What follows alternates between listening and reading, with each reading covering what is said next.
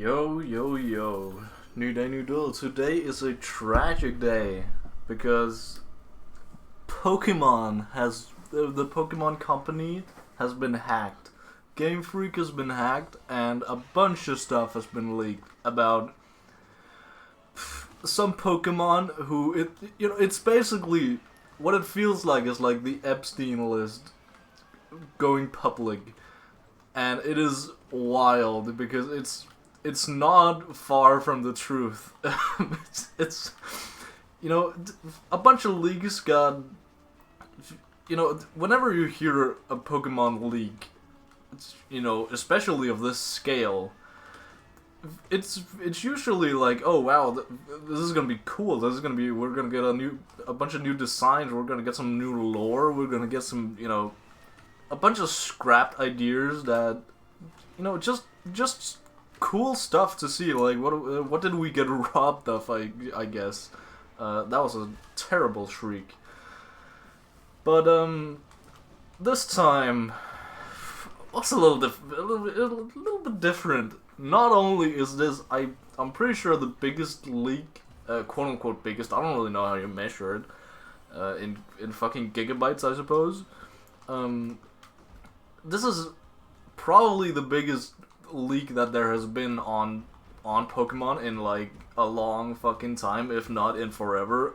But we did get a bunch of the stuff that we were expecting to get from a Pokemon leak. Like we got some new designs, we got some new lore for some Pokemon that I didn't really know. Yeah, we also got the lore of some Pokemon. Especially my boy, my home guy, my brother Typhlosion is getting flamed everywhere I look, and it is terrible. It is not looking good for him. So essentially we got some backstory on a couple.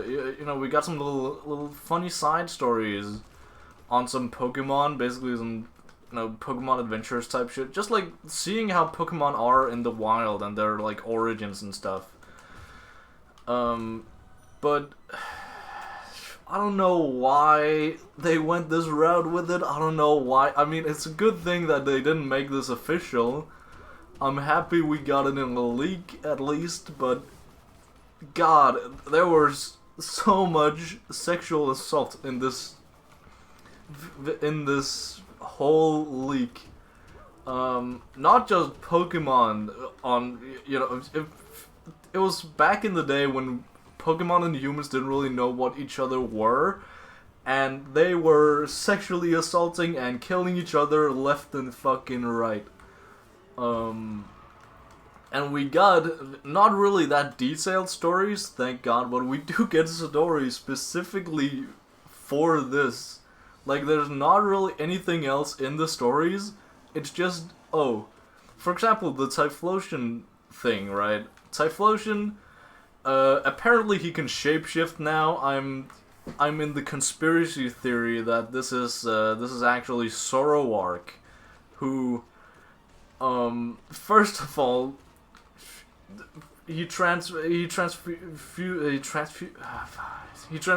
into a human, and then transformed into Typhlosion because that's the only reason. But then I'll have to flame my boy Zoroark, and I do not want to flame Zoroark.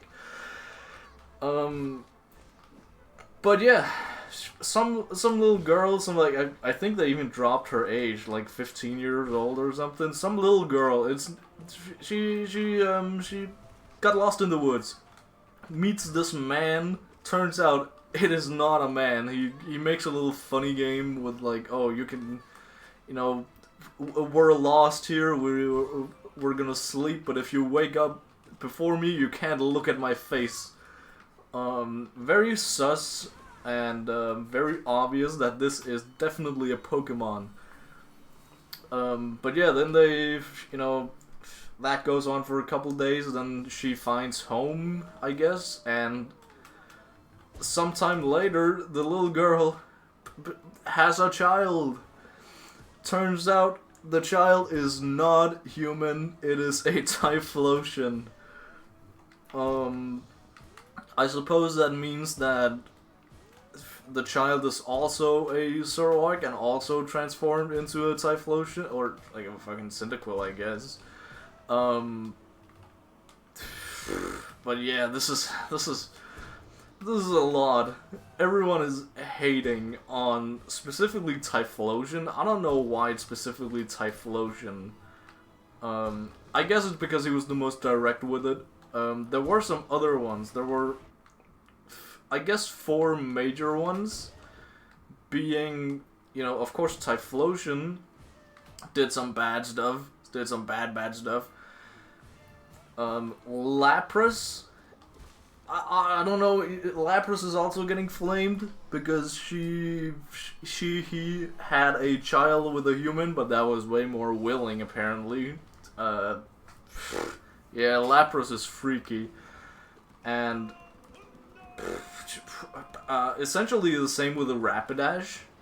Rapidash is actually, it's a whole ass fucking thing. I don't know. One of my bros really has a fucking thing for texting me, but only when I'm in the middle of these runs, these Pantheon 5 runs. He had all of this other time. Does he have anything important to say? Okay, he doesn't. Okay. Well, I'm gonna ignore him for now. So anyway, we Oh, Thunder. So Rapidash is actually the most interesting story out of them, I think, because Rapidash, essentially, Rapidash, and there were 2 hunters back in the day when they just they were just hunting Rapidashes, I guess, but they were running out of Rapidashes to hunt. So how do they fix this? Human and Rapidash gets freaky and makes a bunch more, and then I guess the thought is that, okay, now we can hunt the children, but not really actually, or maybe the thought was, okay, now you can hunt the male adult Rapidashes. I don't know, man, it's a lot of these stories don't really make sense. If it's just a translation thing, maybe. I mean, Game Freak are fucking Japanese, so sure. But God, this, it ends with one of the hunters, and the Rapidash gets freaky AF, and then he gets told that, oh, you can actually hunt the children or the female Rapidash. But all the male Rapidash go for it, and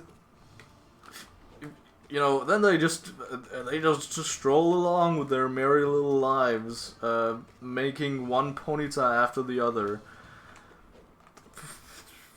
At some point, the other hunter is introduced. The other hunter, he doesn't know any of this. He just goes out and hunts whatever he wants. He hunts a Rapidash, or a Ponyta. I can't actually remember. I should have dream nailed and stuff. So he hunts a Rapidash / Ponyta, I can't remember, but he hunts one of them and kind of just wears its mane, I guess, on like a trophy. So then they finally meet, the hunter and the Rapidash mom and the other hunter. They, the first hunter on the back of the Rapidash that just needed some Rapidash to hunt.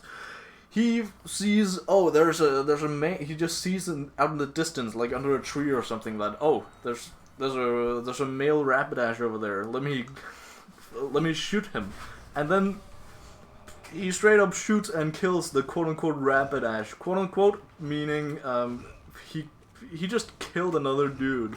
You might see that, okay, this is, seeing as this is a very child friendly franchise. This is big revelations coming from, freaking everywhere. And, we did get some other stuff in the leaks, but, another, I don't know, man, there's so much shit going on in Pokemon right now. Um, I get there are two other main ones that are, what's it called? Not fucking skittish. What's it called? Fucking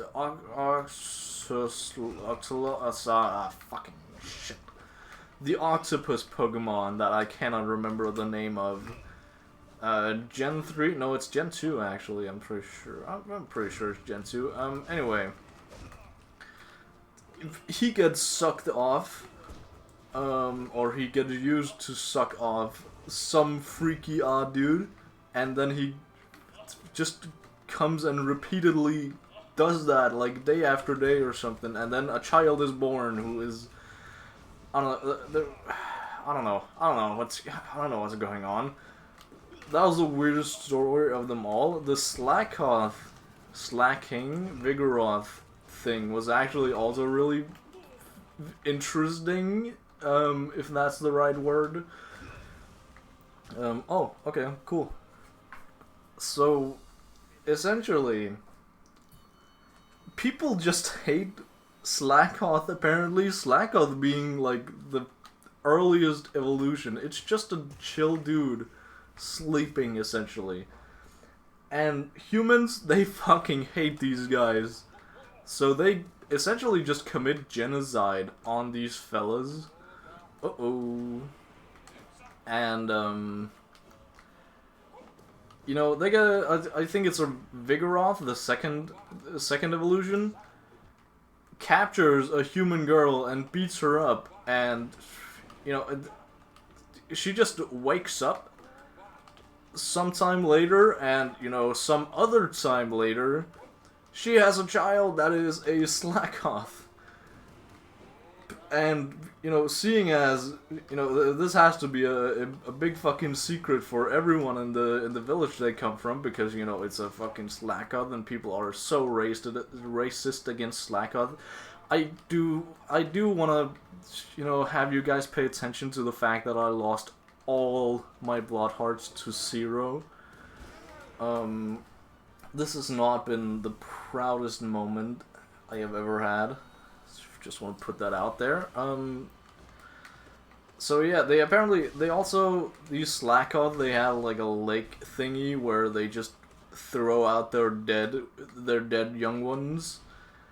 And after, you know, inevitably she is found out, then this girl with the Slackoth kid, she runs over. No, actually, they find the Slackoth kid without the mom, and they beat him to death because, you know, what else does a level 1 Slackoth deserve but death?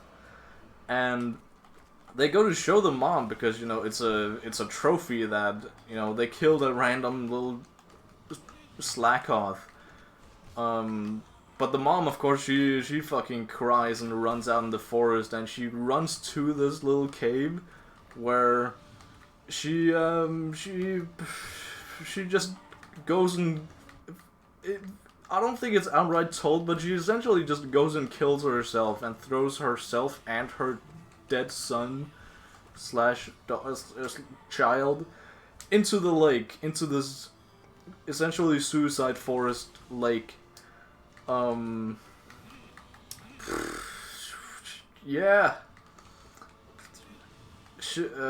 Yeah.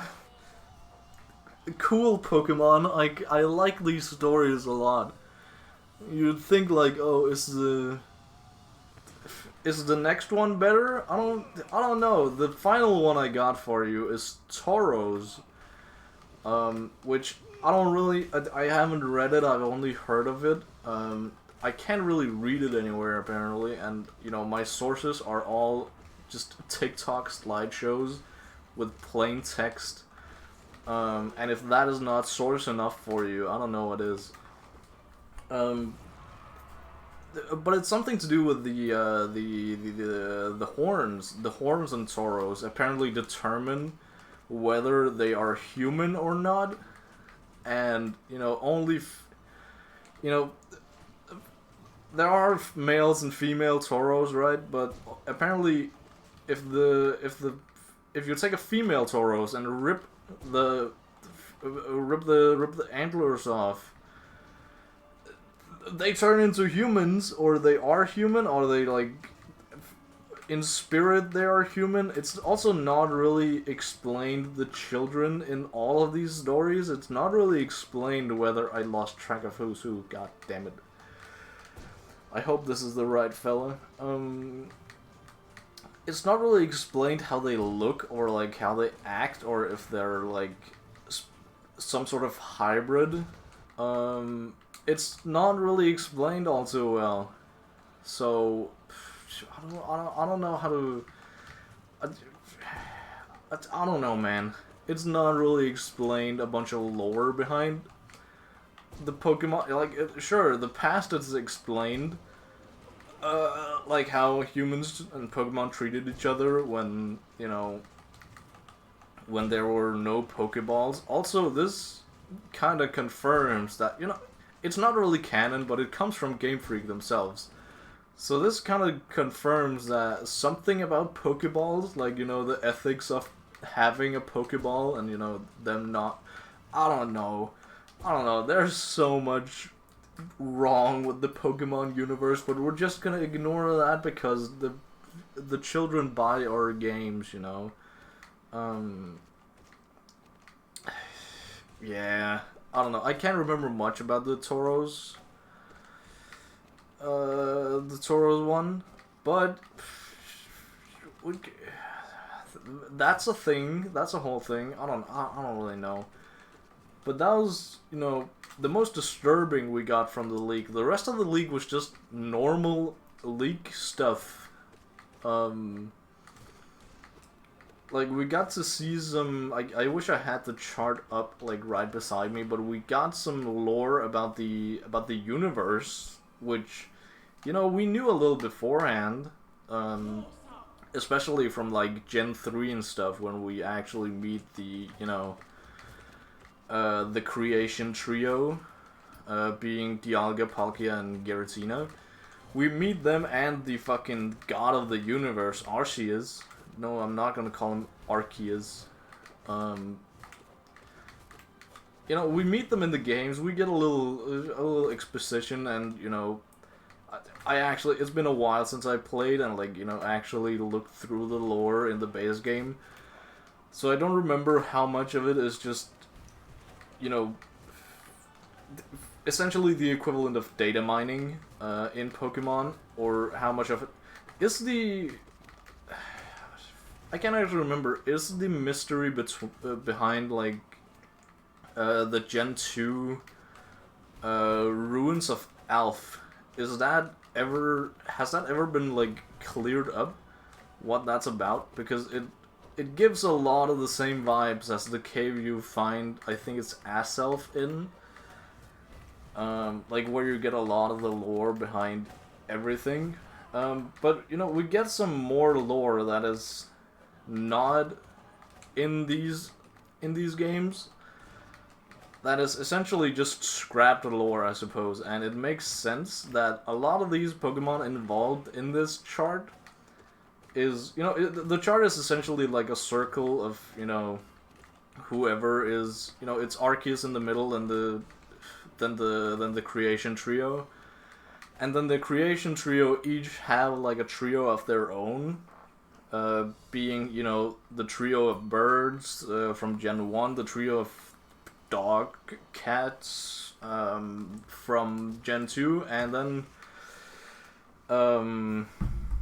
fuck's the last one? Gen 3 is like, what are they even called as a trio? The you know, Groudon, Rayquaza, and Kyogre. I don't know. I've always it's been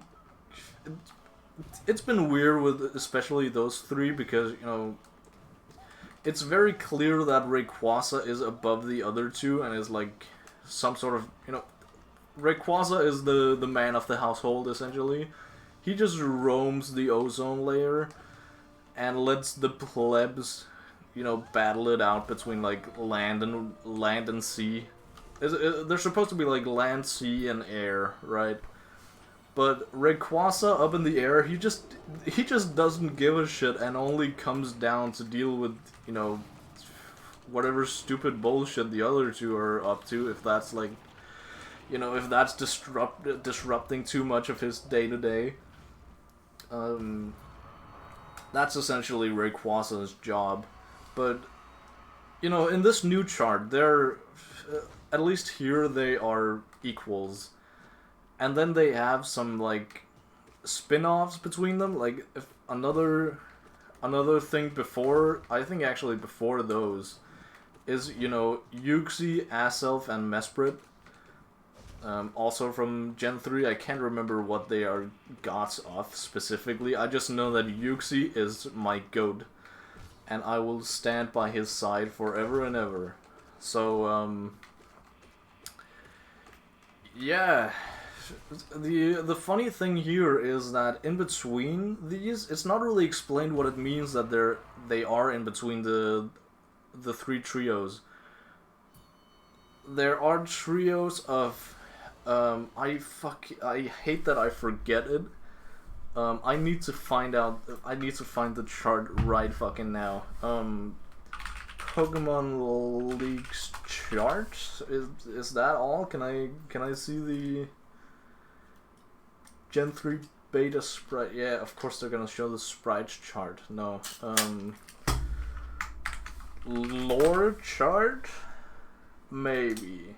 Mythical legendary suit. Okay, yeah. There we go. Okay, now I have it on my side here. Now I can.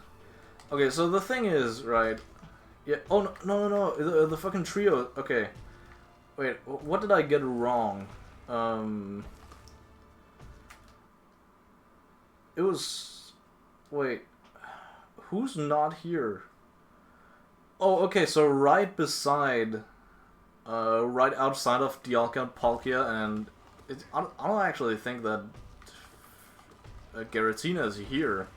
If I look correctly, I don't think he's here. But between them and then, you know, Aself, Uxie, Mesprit, there is Rayquaza, Kyogre, and God damn it, screw you. God damn it. And Kyogre and Groudon, they're there. They're like one tier above all the rest. And then, but beneath those is, you know, some that make sense, like Latios. Fuck off.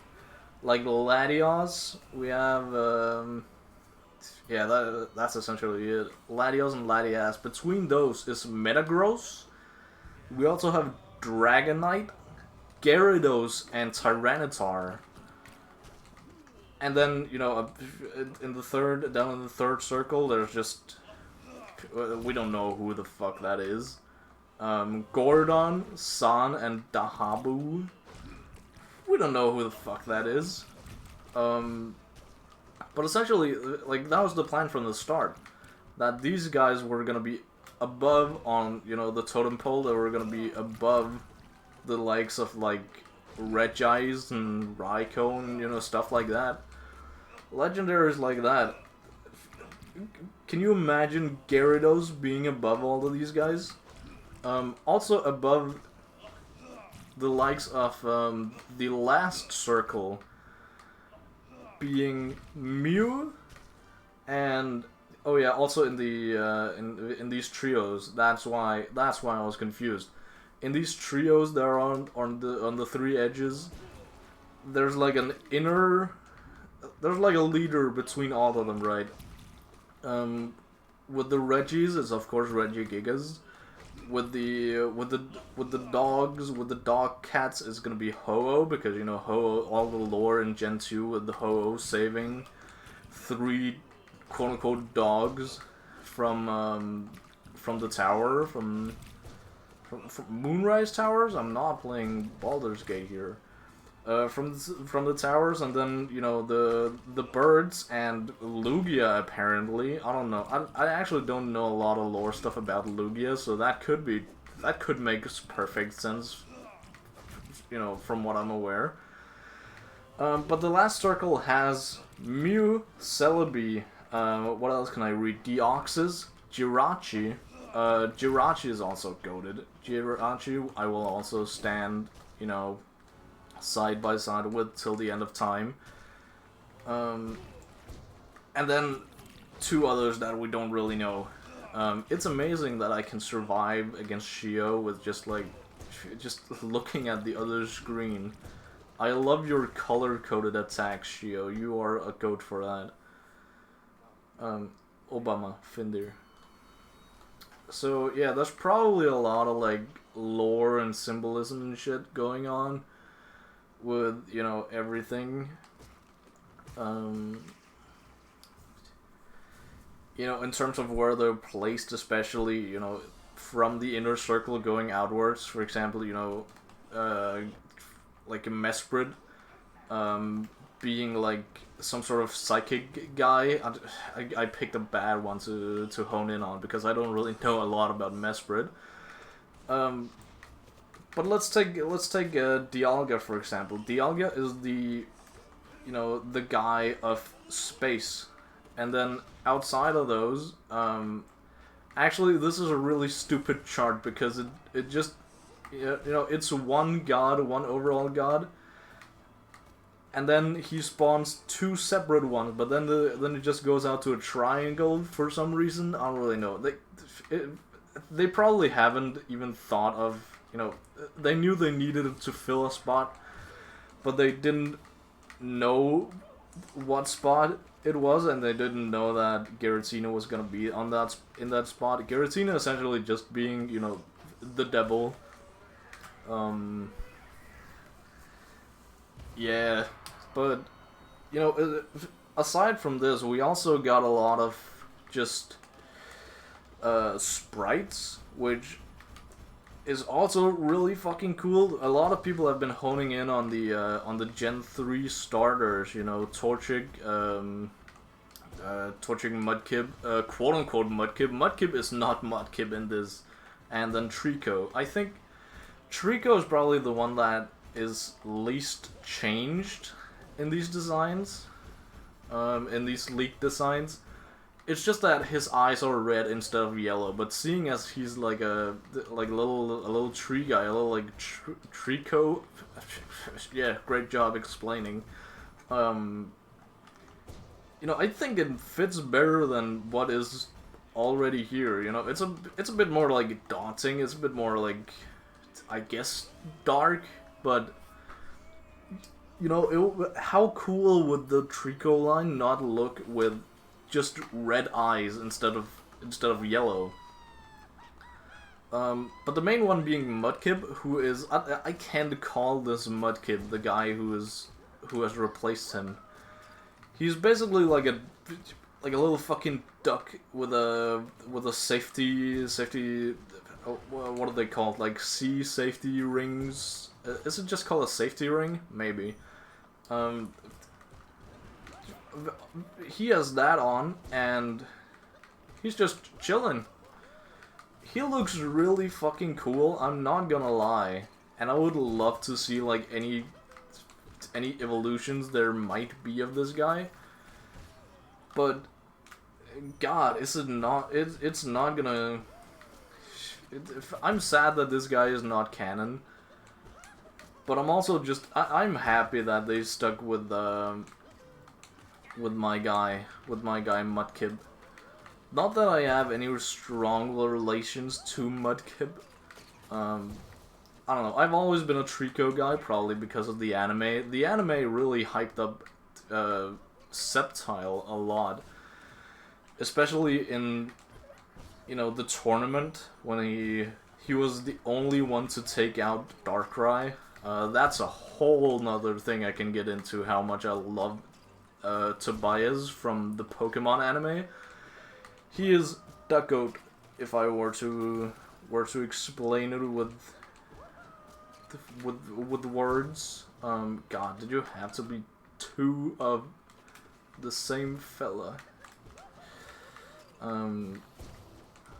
There's actually a good chance that I might need to find more to yap about, because I'm almost done with this and it feels like I'm gonna get past Collector. I'm not gonna jinx anything, but it feels like I might.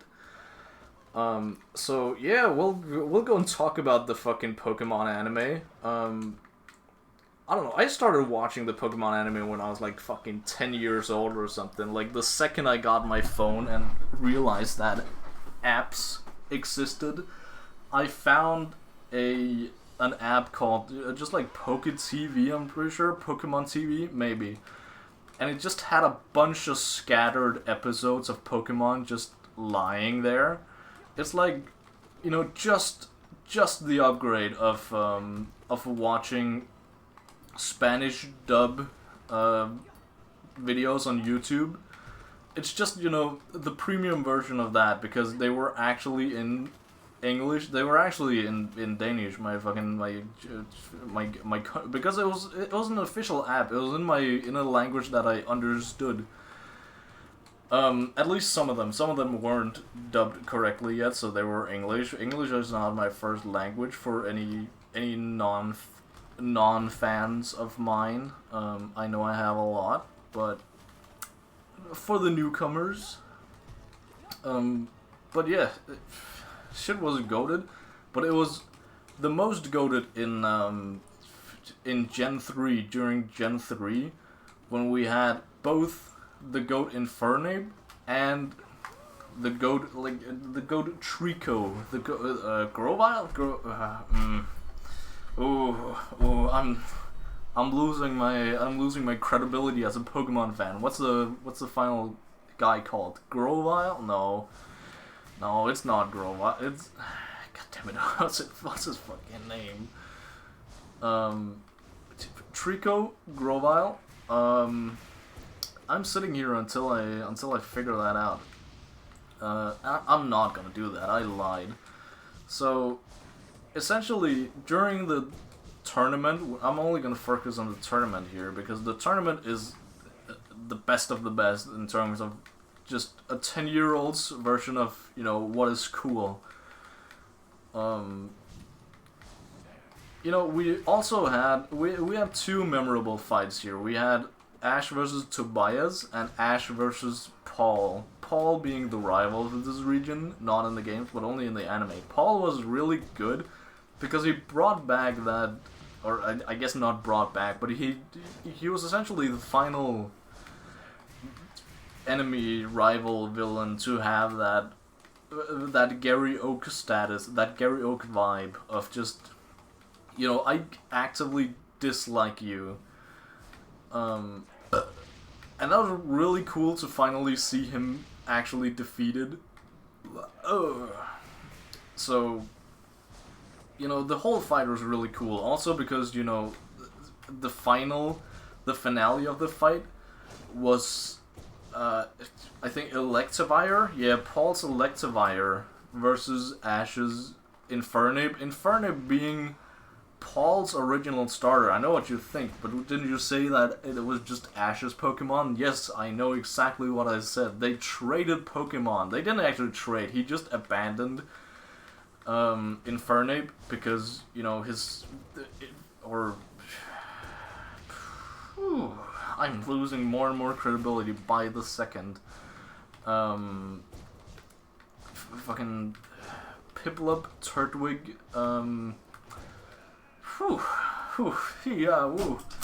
Good thing I have Google right beside me. I can live with the loading screen just sitting here. But Chimchar. Chimchar was, you know, Paul's starter Pokemon, and he was just abandoned because he had a terrible ability, apparently, Blaze. Blaze actually being a really fucking good, a good ability, just being like, you know, once you get to a low enough health, you just get a stat boost. And some other goofy shit, but mainly you just get a stat boost. But the other goofy shit, mainly being, you know, anime shit that, you know, you can't really control your Pokemon properly. Paul did not like that, so he just abandoned bro. I lost 3 blood hearts to one guy. God damn it.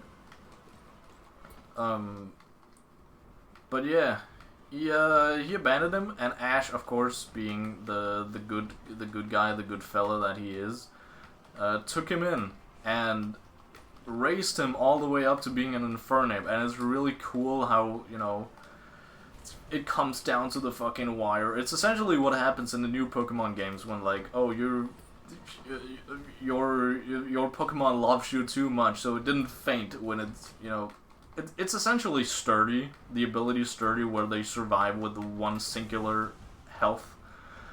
And it's really fucking stupid in the new Pokemon games how they just give it as a passive ability.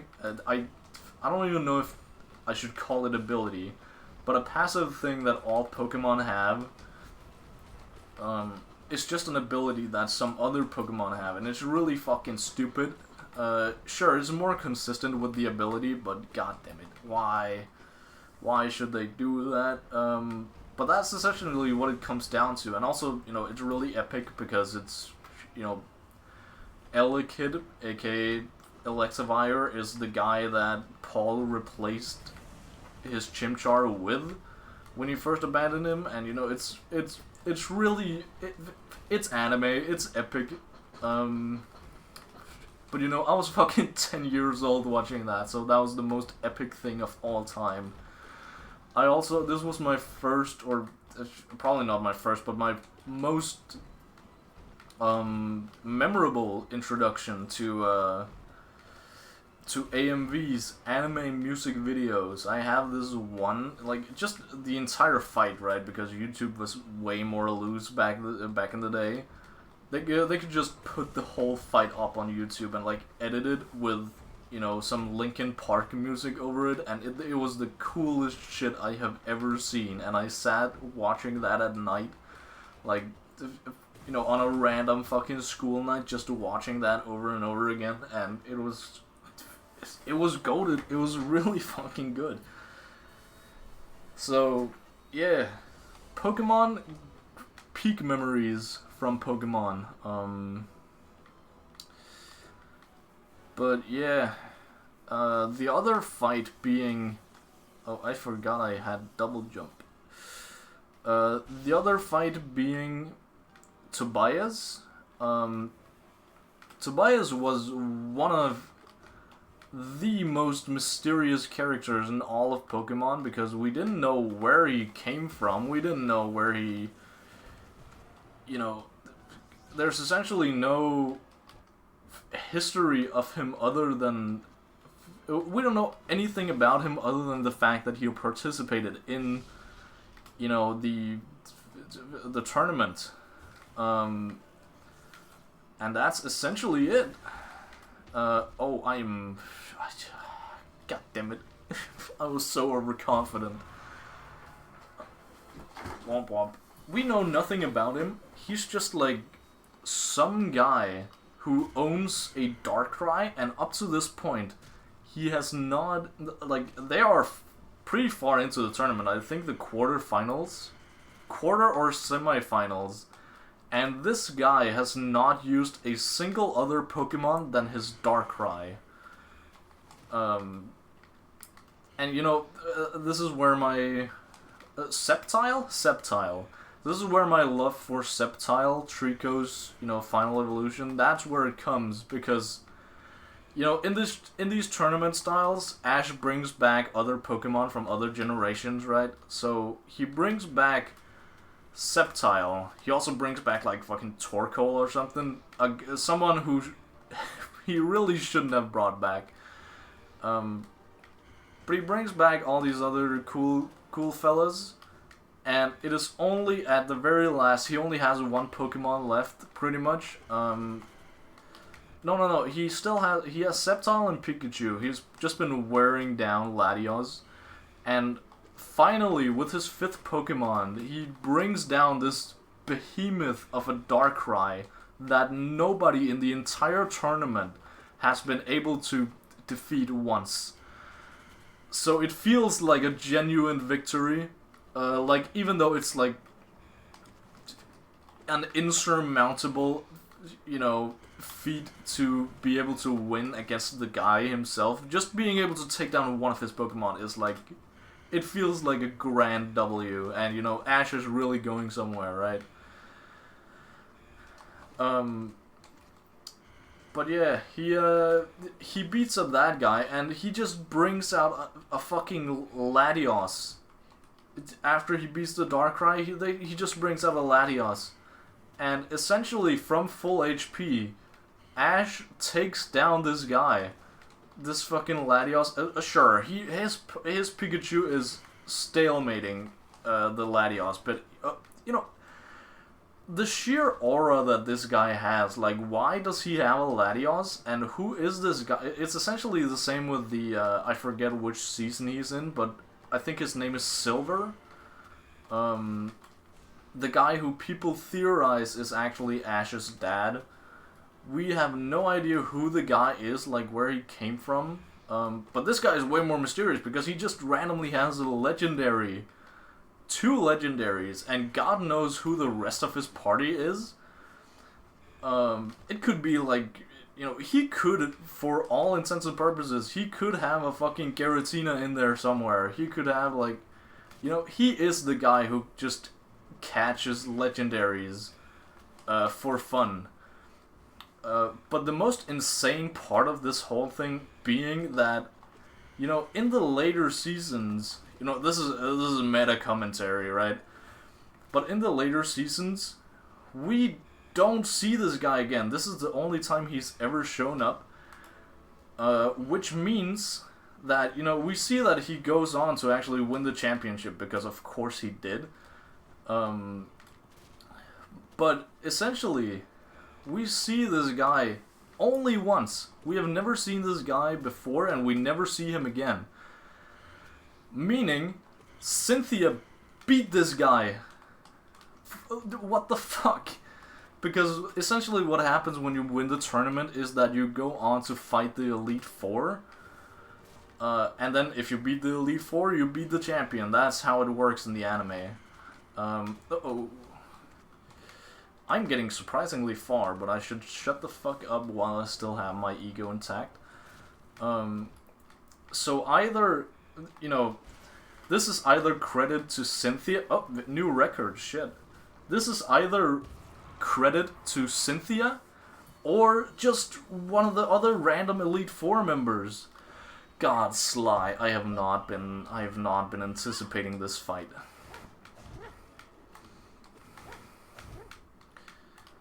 Yep. God, okay, now I at least have a little bit of practice with Sly, so that's at least a thing.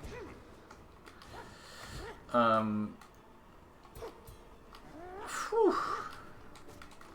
I just need to take him down one peg at a time, which is, you know, it's testing my patience, because whenever I do have Soul, I really want to use it, but I can't. Oh, I have 1 left? I thought I had like 3 or something.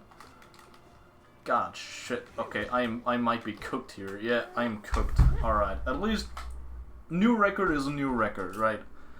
And I got Sly down somewhat, so if I can get past Flying Nosk again, mark my words, next time I get past Flying Nosk, I'm getting past Sly too. Alright, time to cook dinner, I suppose. I hope I've been recording all this. Yep, okay. Well, over and out. Later.